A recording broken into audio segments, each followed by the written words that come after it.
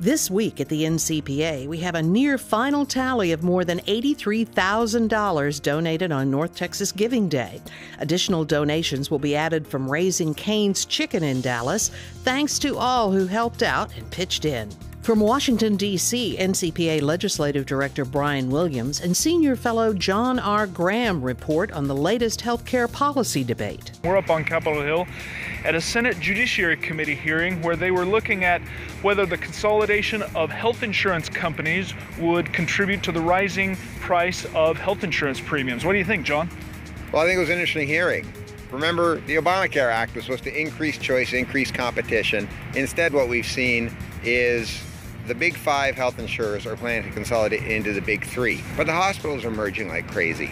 So basically what we're getting is two sumo wrestlers, hospitals and insurance companies consolidated, fighting against each other, and the consumer is squeezed in the middle. NCPA President and CEO Alan West was honored in New York City with the Defense of American Principles Award from the London Center for Policy Research. During and after New York, Colonel West was interviewed on Kilmeade and Friends, Justice with Judge Janine Pirro, Your World with Neil Cavuto, and Fox and Friends, where they discussed the federal government's responsibilities to military vets. We already know that we're not taking care of our veterans as far as their health care.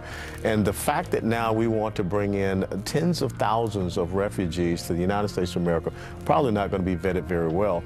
And we're just going to once again open up the social welfare programs to all of these individuals. On CNBC, NCPA Distinguished Fellow Bob McTeer outlined his concerns about the Fed refusing to raise interest rates. I was hoping that she would go ahead and act yesterday.